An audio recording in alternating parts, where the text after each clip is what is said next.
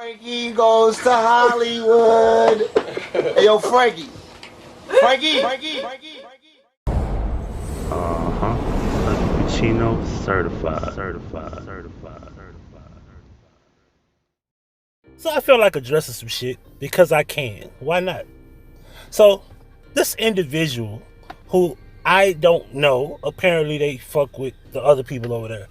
You know what I'm saying? So let's address this shit that you had to say, because you're blocked and the other person is blocked. I deleted your comment, but we're gonna go over the comment because I don't want to be like, he deleted my shit and he ain't want to address it, he's scared. Alright, so you wrote, I never heard of a man offering another man to stay with him because he was having issues with his baby mama.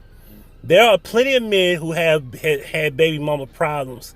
I have never heard them ask anyone else to come stay with them because of that. If they felt the need to leave, they will get their own place. Okay, so first of all, lady, you don't know me. You don't know the story. So here it goes. Does anybody remember when Ricky quoted my address on Wisteria? That was my house I was renting. And that woman, the mother of my kid, was living in that home. So what happened was, that was an instant where me and my kid wanted to stay home. He didn't want to go to summer camp. His mother got upset. His mother proceeds to tell her sister to grab a taser. I said, hell no, what the fuck is wrong with you? You ain't finna be tasing him. What the fuck is wrong with you? So I told him, grab your shoes, we about to go. And that's exactly what happened. Well, the mother of my kid decides to call the police. I'm actually laughing at this shit like, yo, I'm telling the police like, yo, bro, what are you talking about? You gonna do this, you gonna do that, and she could do this. Bro, we live in the same house. What are you talking about? This was 2016, by the way. Yeah, what do you mean? Like, well, we live in the same house. What are you talking about? You gonna do what to me? So I said, you know what? I end up eventually taking my kid to the precinct and dropping them off there. And I went and packed my stuff. And I called the guy that owned the house, because the person that owned the house knew my mother and knew my stepdad, because they worked together at the city. Him and my stepdad, they knew each other. They've been working each other for years at the city. So they personally knew each other. So the person that owned that house, I know the guy personally, right? So with that being said, I packed up my stuff and I left. I called the guy, and I told him I'd pay him his rent by Friday. I would give him half of the rent that Friday. His utility bill was already paid. I packed up and left because she refused to leave the house. Now, with that being said, prior to me moving in that house, I left the other house that was about a good block away. And at that point, I did not want to get another house. I wanted to go get my own place, but I was stalling for time because the other house, the people refused to fix the roof. There was a hole in the roof. But long story short, he had always offered me to come stay there to get away from that situation where anyway, because that's what friends were supposed to do. That's what he did. I didn't ask, but that's what a friend would do.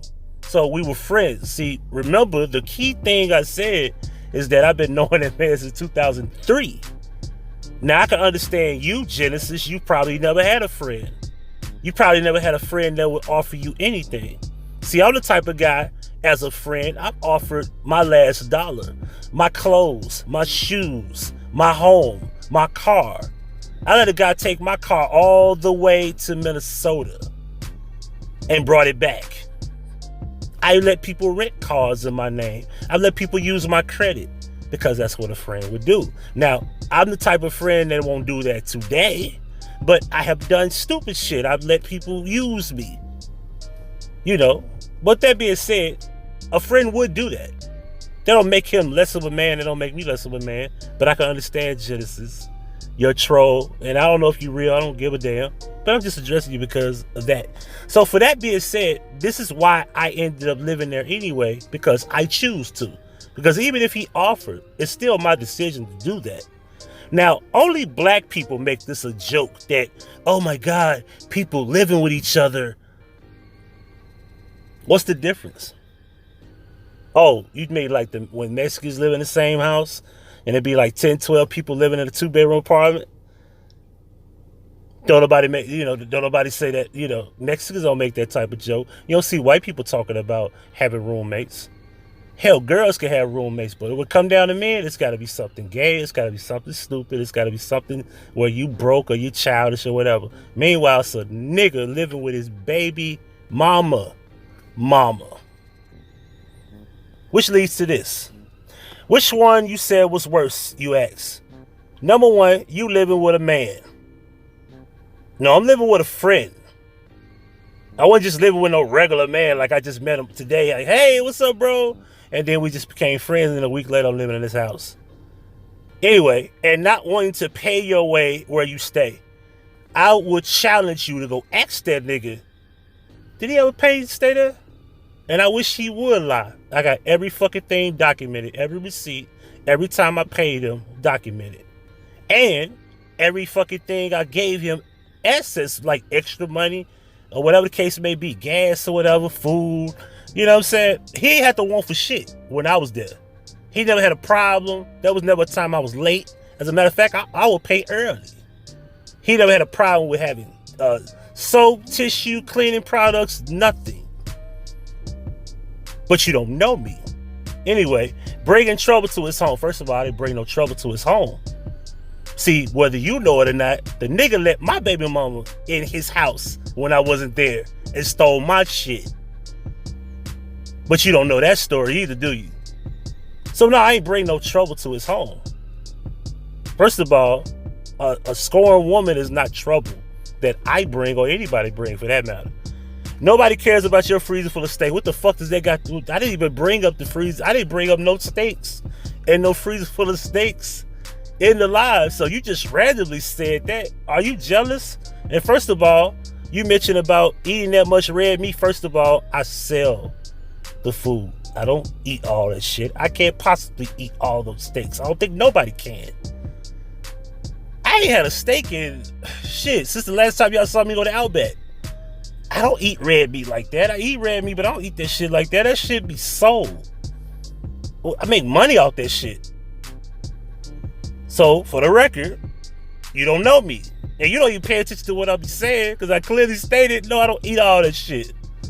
We got red, we got chicken, we got seafood, we got chicken, you got ribs, we got all type of shit in that damn deep freezer, because we got a plug. And over here, I don't know who the fuck this is. Every time somebody's mentioning me, they always in the comment section. And I pretty much got a good idea who this is.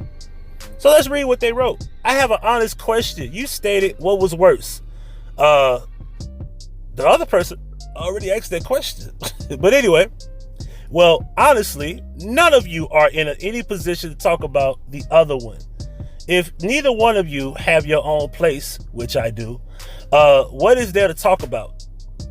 Now you spoke of you staying with your homeboy at the time. Okay, so my question to that is, how is it when he was talking to the Robinsons, you threw a whole temper tantrum talking about him and how bad of a person he is for talking to them and cool with them? Then months later, you turned right around and gotten back cool with them, and now it's out you even loaning them money again. So does that make you everything that you said about him applies to you as well? I didn't give them anything. I gave Faith some money, and I got it back. And I choose to do what the fuck I want to do with my money. I do what the fuck I want to do. Okay?